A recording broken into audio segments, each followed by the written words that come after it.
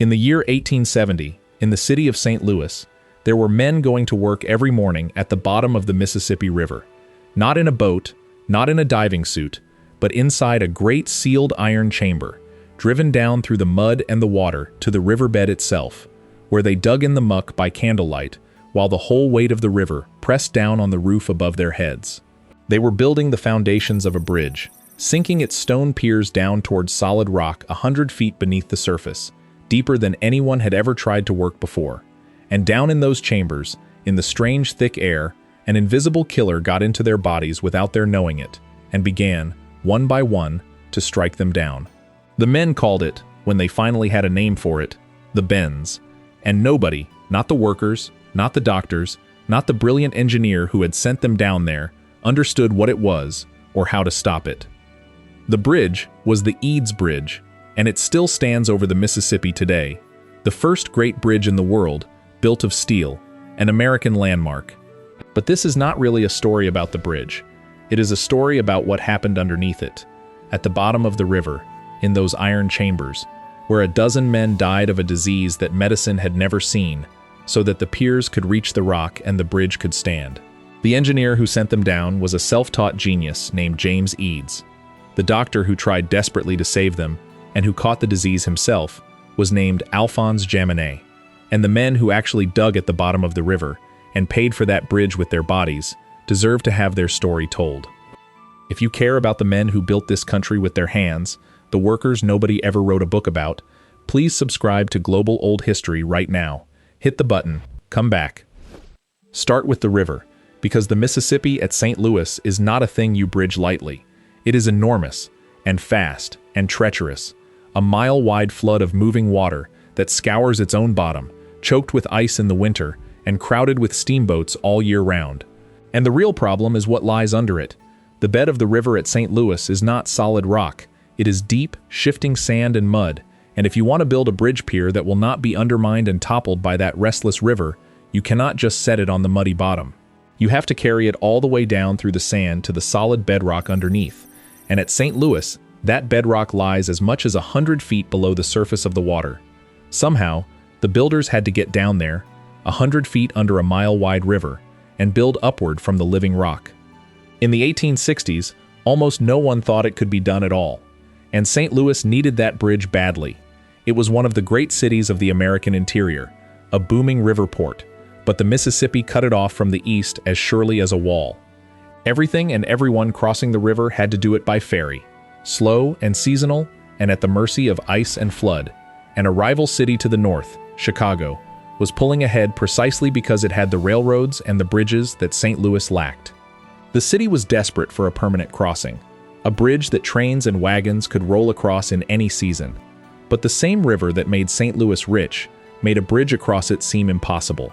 The steamboat men, who owned the river trade, fought the idea hard, insisting that no bridge could span the Mississippi without blocking the boats. The engineers said the piers could never be sunk to bedrock through that much sand and current. For years, the bridge was talked about and dismissed as a dream. And then a man who had never built a bridge in his life stepped forward and said he would build it, and build it in a way no one had ever done before. The man who thought it could be done was James Eads, and to understand the bridge, you have to understand him, because he was one of the most extraordinary self-made men of the age. Eads had almost no formal schooling. He had taught himself, reading his way through a merchant's library as a young man, and he had made his first fortune in the most dangerous business on the river, salvage. When steamboats sank in the Mississippi, and they sank constantly, Eads built himself a diving bell out of a converted whiskey barrel, and he went down into the black, roaring, muddy current himself, walking the bottom of the river blind, to recover cargo and raise wrecks. He did this for years, and in doing it, he came to know the bed of the Mississippi as intimately as any human being ever has, its currents, its sands, its secret shifting depths. So when James Eads proposed to bridge the river and to sink its piers to bedrock 100 feet down, he was not a bridge engineer at all. He had never built a bridge in his life, but he knew the bottom of that river, from having walked it in the dark, better than any bridge engineer alive. And he had already proven, more than once, that he could do things other men called impossible. When the Civil War broke out, The Union needed a fleet of ironclad gunboats to fight for control of the western rivers, and it needed them impossibly fast. James Eads, the salvage man, took the contract and built a fleet of armored warships in about 100 days, a feat of organization and sheer will that helped win the war on the Mississippi. This was who he was, a man with no diploma and no formal training who simply looked at a supposedly impossible problem, understood it more deeply than the experts did, and then outbuilt them all. So when the credentialed engineers lined up to explain why a bridge to bedrock could never be built at St. Louis, Eads did not much care what they thought. He had walked the bottom of that river in a diving bell. He knew things about it they only had in books, and he had a design in his head for getting his men down to the rock that would either work brilliantly or kill a great many people. And, as it turned out, it did both. And his method for getting his men down to the bedrock was a device called a pneumatic caisson, and it is one of the strangest and most ingenious things in the history of building. Picture an enormous box, made of iron and wood, open at the bottom and sealed at the top, like a gigantic diving bell turned into a room. This box is floated out and sunk at the spot where the pier must go, and then compressed air is pumped into it, hard, at high pressure. And here is the trick, the beautiful and terrible trick at the heart of the whole thing. The pressurized air inside the box pushes the water back out from underneath it. It holds the river out. So down at the bottom of that box, on the actual bed of the Mississippi, there is a chamber full of air, dry enough for men to work in, with the river held at bay all around them by nothing but the pressure of the air they are breathing. The men climb down into that chamber through an airlock, and they dig. They dig out the sand and mud of the riverbed and send it up and out, and as they dig away the ground beneath the box, the whole enormous thing, with the stone pier being built higher and higher on top of it, sinks slowly downward, deeper and deeper into the river bottom, chasing the bedrock down. These were not small devices either. The caissons were huge, the biggest a good deal larger than a house in floor area, roofed with iron strong enough to carry the enormous, growing weight of the stone pier being built on top of them, and there were separate shafts running up through all that masonry, one set of airlocks for the men, another for hauling out the excavated sand and mud. As the box was pushed down and the pier rose above it, those shafts had to be extended upward again and again, so that the whole apparatus grew taller as it sank deeper. A working chamber at the bottom of the river, connected to the open air far above by long tubes running up through a growing tower of stone. It was a system of real complexity and precision, and every part of it had to hold, because a failure of the airlocks or of the pumps forcing air down, a sudden loss of pressure, could let the river burst up into the chamber and drown everyone in it in seconds. The men working at the bottom were trusting their lives, every single minute, to the machinery pushing air down to them from the world above. Quick pause.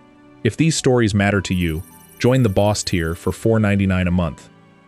Loyalty badge, custom emoji, early access 24 hours before public, and members-only polls. Link in the description. Now back to it. So imagine being one of the men who went down to work in that chamber. You enter through the airlock, a small iron room with a door at each end. The door behind you closes, and compressed air hisses in until the pressure around you matches the crushing pressure down in the working chamber, and your ears pop and scream as it climbs. Then the far door opens, and you climb down into a low, cramped, lamplit space at the very bottom of the river, hot and loud with the constant hiss and roar of the air, the roof of iron just above your head, and the whole Mississippi pressing down on it. The air is so dense and strange that a man's voice comes out high and thin and comical, and a candle flame burns in an odd, fierce way, and everything feels heavy and wrong. And in that space, hour after hour, the men dug the riverbed away with picks and shovels, in the heat and the pressure and the reeking air, while above them, the pier and the river and the sky went on as if none of it were happening. It was some of the most alien working conditions human beings have ever endured, and at first, apart from being miserable, it seemed to do them no lasting harm. The work paid well, by the standards of the day, because it had to. Ordinary men would not go down into a hissing iron box at the bottom of a river for ordinary wages, so the caisson workers were paid a premium for the strangeness and the danger of it. And for a while that seemed like a fair enough bargain. Hard, weird, unpleasant work for good money. The men came up at the end of a shift tired and sweat-soaked and a little dazed from the pressure, but they came up, they went home, they came back the next day. The compressed air did strange things, made their voices squeak, made the candles flare, gave some of them headaches and a heavy feeling in the arms and legs, but nothing that did not seem to pass. There was no reason yet, in those first weeks, to think the caisson was anything worse than the most uncomfortable job in the city. The men had no idea that the real danger was not in the chamber at all. It was waiting for them at the top of the shaft, in the simple act of coming back up to the surface too fast. And then the caissons went deeper, and men began to die. It started when the chambers passed about 60 feet down, where the pressure climbs to a truly punishing level. A man would put in his shift at the bottom, come up through the airlock, and walk out into the daylight feeling more or less fine. And then, minutes or hours later, it would hit him. A crushing pain in the joints, the knees, the shoulders, doubling men over. Some were seized with paralysis and could not move their legs. Some collapsed. Some died, quite quickly, in agony that no one could explain. Strong men, who had been perfectly healthy at the bottom of the river an hour before, were crippled or killed after they came up, and no one had the faintest idea why. In the space of 2 weeks in the spring of 1870, the disease killed a group of the workers, and it went on killing and maiming through the rest of the work, until something like a dozen men were dead, and dozens more were wrecked. The deepest caisson, the one driven furthest down toward the rock, was the worst, because the deeper the chamber went, the higher the pressure climbed, and the higher the pressure, the more savage the disease. The men could see it themselves, that the danger grew as they descended, that each new foot of depth was bought at a rising price in broken bodies. And still the caisson had to go deeper, because the bedrock had not yet been reached, and a bridge pier that does not reach bedrock is worthless. So they kept going down, into worse and worse pressure, chasing the rock, while the very thing that was killing them grew stronger the closer they came to their goal. The men grew terrified, and who could blame them? An invisible thing was reaching up out of that chamber and striking them down after they had already climbed to safety. They gave it names, trying to get some kind of handle on the thing. Because the pain doubled men over and left them walking hunched and twisted, someone connected it to a fashionable stooped posture of the day called the Grecian bend, and the workers started calling the affliction the bends, and the name stuck so hard that we still use it more than a century and a half later. But a name is not an understanding. To the men living through it, the bends was simply a terror without a cause. You could not see it coming. You could not feel it doing its work. A man could finish his shift laughing, climb up into the sunlight, light his pipe, and be screaming on the ground 20 minutes later, or dead by evening, while the man who had worked at his elbow all day walked home perfectly fine. There was no pattern they could use, no way to know who it would take next. It seemed less like a disease than like a curse laid on the whole enterprise, a punishment for the sin of going down where men were not meant to go, and the dread of it hung over the caissons like a fog. Before I tell you what happened next, do me a favor and subscribe. The algorithm buries old industry stories unless enough people click. One click. Come back. We know now exactly what was happening to them, and it is worth understanding, because it is the whole tragedy in a nutshell. When you breathe air under high pressure, more of the gas in it dissolves into your blood and your tissues, and in particular the nitrogen, which makes up most of the air and which your body does nothing with, dissolves into you in far greater quantities than normal. Down in the chamber, under all that pressure, the workers' bodies were quietly becoming saturated with dissolved nitrogen, and they felt nothing wrong at all. The danger came on the way up.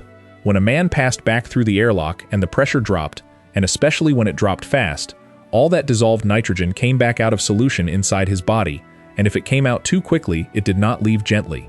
It formed bubbles, in the blood, in the joints, in the spinal cord, like the fizz that erupts when you crack open a bottle that has been shaken. Those bubbles of gas, forming inside a living human body, were what caused the agony, and the paralysis, and the death. The men were, in the most literal sense, fizzing on the inside, and the faster they came up, the worse it was. It is worth pausing on the sheer cruelty of that mechanism, because it is what made the bends so uniquely horrifying to live with. Most dangers announce themselves: a falling rock, a premature blast, a snapped cable. These are terrors, but they are terrors you can see, that strike in the instant of the accident. The bends did none of that. It let a man do his whole shift unharmed. It let him climb up to safety feeling fine, even relieved, and then it killed him in the sunshine, an hour later, for something that had felt like the opposite of dangerous, simply going home. There was no accident to point to, no moment of carelessness to blame. The men could not protect themselves, because the thing that hurt them was already inside them before they knew anything was wrong, carried up out of the depths in their own blood. Some of them, understandably, refused to go back down.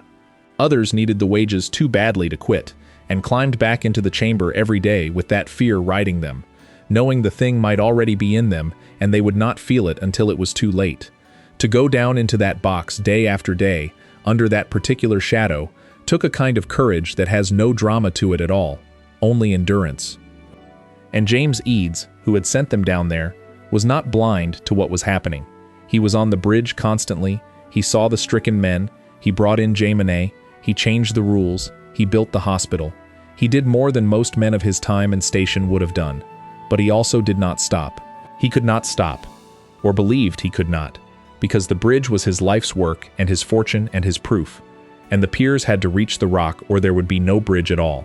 So he drove the work forward, into the depths, doing what he could to soften the toll, while refusing to let it end the project. It is one of the hard, ambiguous truths at the center of so much great building. The man at the top gets the monument and the glory, and earns a real share of it, and he is also the one who decides, from above, that the work is worth the lives it is costing, a decision he is not the one who pays for. Eads built a wonder. The men in the caissons paid the price of it. Both things are true, and the bridge stands on both. But nobody knew that then. They knew only that working deep in the caissons was killing people in a way that made no sense. And into that terror stepped a doctor, Alphonse Jaminet, whom Eads brought on to try to understand and stop the epidemic. Jaminet studied the stricken men, dozens and dozens of cases, and he groped toward the truth without ever fully grasping it. He noticed the connection to the depth and the pressure. He noticed that coming up seemed to be the dangerous moment. And then, in the most remarkable turn of the whole story, Jaminet went down into the caisson himself, to experience it firsthand, and coming back up he was struck by the bends as badly as any of his patients, seized with pain and partial paralysis. And being a doctor, even as it happened to him, he observed it and wrote it down, leaving one of the first careful personal accounts of the disease ever recorded. The man sent to cure it became one of its victims and turned his own suffering into knowledge. Over the 14 months or so that he worked the bridge, Jaminet handled dozens upon dozens of cases, watching, recording, trying one thing and then another. He could not cure the disease, because no one yet understood the bubbles of gas that caused it. But he could observe, with a doctor's discipline, what made it better and what made it worse. And the most important thing he saw was the one Eads had also begun to suspect, that how fast a man came up mattered enormously. Bring a man up slowly, and he was far more likely to be spared. Bring him up in a rush, and he was far more likely to be struck down. Jaminet could not have told you a word about dissolved nitrogen coming out of solution, but he was circling the truth, close enough to it that his recommendations, if only they had been followed everywhere and always, would have saved a great many lives. He was doing frontier medicine, in the dark, on a disease that had barely been described, and he was doing it on his own body, as much as on his patients. One quick note. I turned the full story into a book, everything the records gave me. If you want it, the link is in the description. With the partial understanding they had, Eads and Jaminet tried to fight back, and some of what they did genuinely helped. They came to suspect that the speed of coming up was the key, and so they began to insist that the men decompress more slowly, spending time in the airlock while the pressure was let down by degrees instead of all at once. That was exactly the right instinct, and it saved lives, even though they did not fully know why it worked. Eads set up a floating hospital right there at the bridge, so that stricken men could be treated at once. He improved the food, and installed a lift to carry the exhausted workers up out of the caisson instead of making them climb. Some of these measures were sound, and some were guesses, and the deaths did not stop entirely, but they slowed. It was medicine and engineering feeling their way, in real time, against a disease they had discovered by suffering it, and paying for every scrap of understanding in human lives. And through all of it, the work went on, and the caissons kept sinking, foot by foot, toward the rock, and at last they reached it. The great chambers, with the men digging inside them, ground their way down through the last of the sand, and touched solid bedrock, 100 feet beneath the surface of the Mississippi, and the digging stopped, and the working chambers were filled solid with concrete, sealing the men's terrible workplace forever into the base of the pier.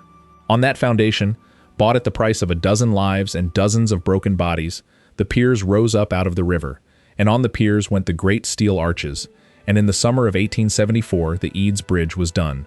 To convince a nervous public that it was safe, they marched a circus elephant across it, on the old belief that an elephant will not set foot on anything unsound, and the elephant walked calmly over, and the crowds cheered, and the bridge that had cost so much in the dark chambers below was open at last. And it was, by any measure, a triumph. The bridge Eads built was the first great bridge in the world made of steel, at a time when steel was new and largely untrusted for such work, and its ribbed arches leaping across the Mississippi were unlike anything that had been built before. The doubters who had said it could not be done were answered, permanently, by the thing itself, standing over the river carrying trains and wagons, and it stands there still, in daily use, 150 years on. Eads had been right about the steel and the arches and the bridge, just as he had been right about the ironclads and the salvage and the river. But the rightness had a bill attached to it, and the bill had been paid, in full, down in the dark at the bottom of the river, by men whose names most people have never once heard. The cruelest part of the whole story is that the lesson was not fully learned in time to spare the next set of men. Even as the Eads Bridge was being finished, another enormous bridge was rising in New York, the Brooklyn Bridge, sunk on the same kind of pneumatic caissons, and its workers were struck by the very same disease. The chief engineer of the Brooklyn Bridge, Washington Roebling, was himself crippled by the bends and spent the rest of the project directing it from a sickbed. It would take many more years and a great deal more suffering before doctors fully worked out the science of dissolved gas and slow decompression, the knowledge that today lets divers and tunnel workers do this kind of work safely. All of that understanding began, in large part, in the caissons under the Mississippi, in the bodies of men who had no idea what was killing them. The full answer would not come for decades. It took later scientists, working carefully with pressure and time, to map out exactly how much nitrogen the body takes up at a given depth, and exactly how slowly it has to be released, and to write the decompression schedules that today let a diver come up from the deep, or a tunnel worker come out of the compressed air, without a single dangerous bubble forming. Every one of those life-saving rules is written, in a sense, in the suffering of the men who came before, the caisson workers under the Mississippi, and later under the East River in New York, who were maimed and killed, teaching the world a lesson it did not yet know it needed. When a modern diver ascends slowly, pausing at each stage to let the gas leave his blood gently, he is following a discipline that men like the workers beneath the Eads Bridge paid for with their lives, long before anyone could explain to them why they were dying. I think about what a modern engineer or a modern doctor sees when they look back at the Eads caissons, because it is a strange double vision. The engineer sees a genuine marvel, a self-taught man carrying his bridge piers down through 100 feet of river to bedrock, using compressed air to hold back the Mississippi so men could work on its floor, a technique so far ahead of its time that it is essentially still how deep foundations are begun today. And the doctor sees a medical frontier cross the hard way, an unknown disease met, suffered, observed, and slowly understood, at a cost in lives that no one would accept now. Both of them see the same thing underneath, which is a group of ordinary working men, going down every day into an iron chamber at the bottom of a river, into an invisible danger that no one could yet name, and digging, so that a bridge could stand. That is the thing I want to leave you with. When you see the Eads Bridge in a photograph, those beautiful steel arches over the Mississippi, remember that the part that mattered most, the part that cost the most, is the part you cannot see at all, buried 100 feet down in the riverbed, where the piers meet the rock. Down there, men once dug in compressed air by candlelight with the whole river over their heads, and came up, and died of something no one understood, a dozen of them, so that the arches above could have something solid to stand on. James Eads got the credit, and deserved much of it. Alphonse Jaminet turned his own agony into medical knowledge that would one day save others. But the foundation of that bridge, quite literally, is the bodies of the men who sank it, and their courage in going down into the unknown, day after day, is holding up that bridge every bit as much as the stone and the steel. We do not know most of their names either, these caisson men, immigrants and laborers for the most part, hired for their strong backs and their willingness to do the thing no one else would. History filed them, as it so often files such men, under the single great name of the engineer above them. But every time you cross that bridge, or see its arches in a photograph, You are standing on the courage of men who went down into the dark under a river and let it slowly poison them so that the thing could be built. They are down there still, in a sense, sealed into the concrete at the base of the piers, holding all of it up. That is worth remembering. That is worth saying out loud. One more thing. If you want to be part of the inner circle on this channel, join Final Boss for $9.99 a month. Public shout-out in upcoming videos, members-only investigations, plus everything from Boss tier. Link in description. See you in the next one.